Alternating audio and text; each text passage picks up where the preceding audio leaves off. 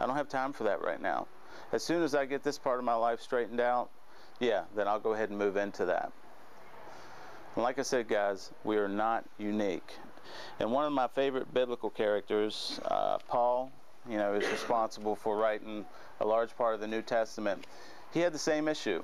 Paul had kryptonite. This guy that we look at as kind of being invincible, you know, this strong guy, that fearless.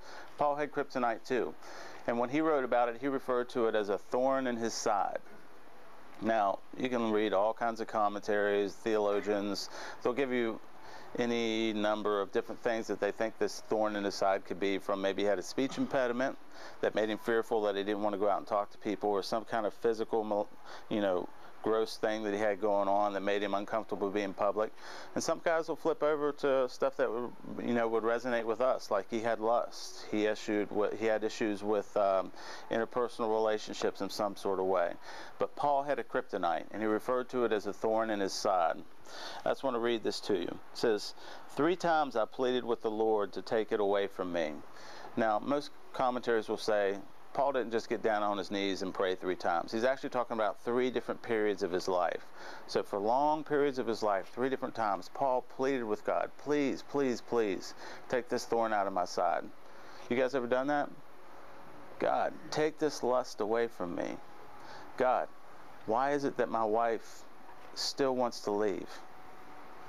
You know, God, why is it this kryptonite, this thing that I just can't seem to beat, that I'm begging you to take away from me? Why is it still in my life? How many of you guys have had those conversations with God? I imagine most all of us have at some point. So this is what Paul's talking about here. 3 times I pleaded with the Lord to take it away from me. But he said to me, my grace is sufficient for you. My power is made perfect in your weakness. Therefore I will boast all the more gladly about my weakness, so that Christ's power may rest on me. That is why, for Christ's sake, I delight in weakness, in insults, in hardships, in persecutions, in difficulties. For when I am weak, then I am strong. Now, as I read over this verse, I see a few things that Paul shows us that are really helpful with us dealing with our kryptonite. The first one is, Paul didn't hide it from God. Now, intellectually, guys, I look at it and I say, I'm not hiding anything from God. He's God. He knows, right? We're not hiding stuff from God. We know that. But for me, the way it plays out in my life is when I'm hiding stuff from God, I just don't talk to him about it. I know he knows. I know he knows that I know, but I'm just not talking to him about it. So for me, that's how I hide things from God. Paul didn't do that. He talked to God about this.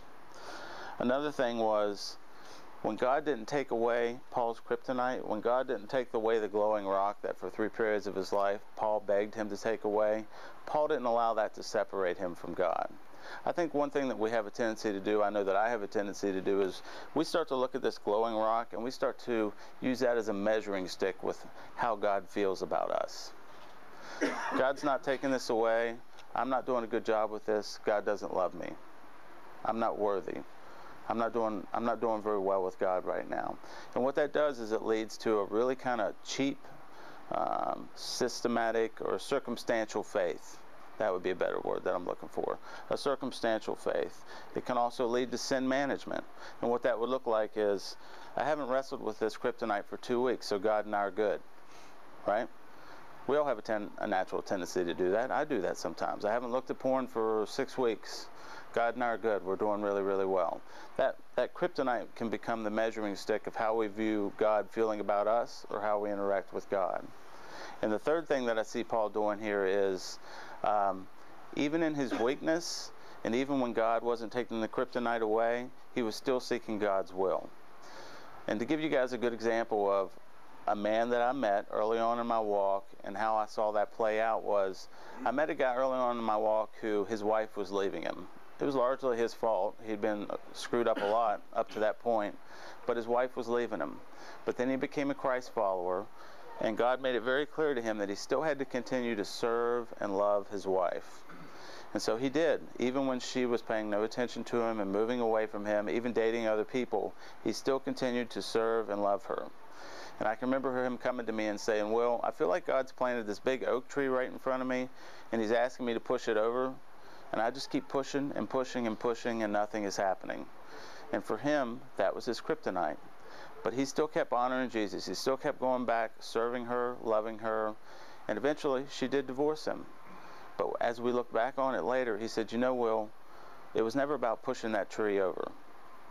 It was about the muscles that I developed, the spiritual muscles that I developed while I was pushing that immovable object. So for him, the kryptonite, God never took it away, but he used that to teach him a lot about God's grace, the fact that God will see you through these circumstances, and God will provide for you. And that's exactly what Paul's saying here is, when he was completely weak and he had nowhere else to go, that was when he really learned about what God's grace is. That was when he really learned about what it means to be dependent upon Jesus. And as a result of that, in his own words, he was then able to take that what he had learned about God through those experiences, through his kryptonite, to help him, in his own words, in hardships, in persecutions, in difficulties, in weaknesses, and in insults. So not only was he able to take those spiritual muscles and make it through those things in the future, but now he was also able to glorify God even in the middle of those situations. So guys, what's this look like for us today? Bunch of guys meeting here at a restaurant, Saturday morning. What's this look like for us? One thing that I go back to is the Superman episodes. One thing that always struck me about this was what was kryptonite for Superman that would bring him to his knees, cause him to choke, barely be able to breathe, didn't have that effect on his brothers. Didn't have that effect on the people that are around him. Anybody else could walk over and pick up the kryptonite and carry it right out of there. I think that's a beautiful example for us as a community. What is kryptonite for me is relatively easy for a lot of you guys to carry.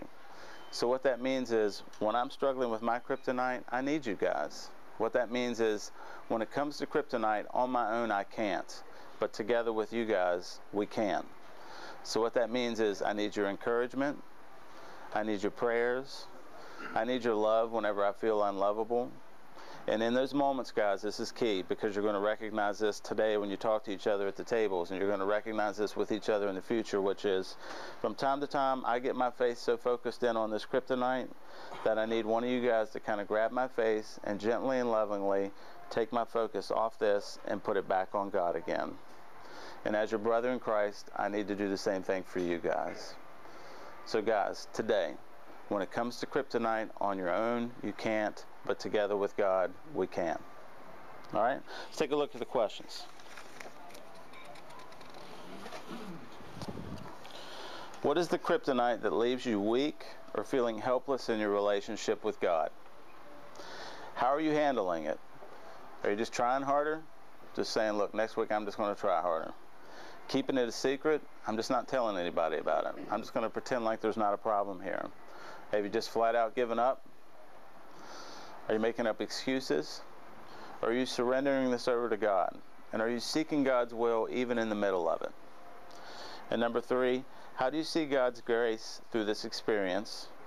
And what spiritual muscles do you think He is developing in you?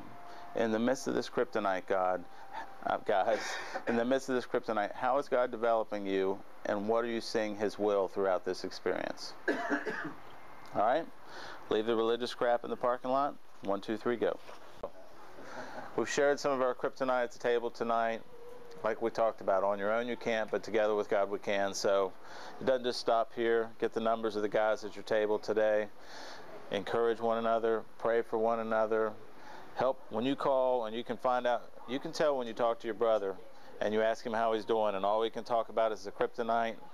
Gently, lovingly take his face away from the kryptonite and turn him back towards God. That's what a brother in Christ does. We don't fix each other. We can't fix them. God can. We just got to get them away from that and back towards God again. All right? Stephen, you want to pray? Yeah.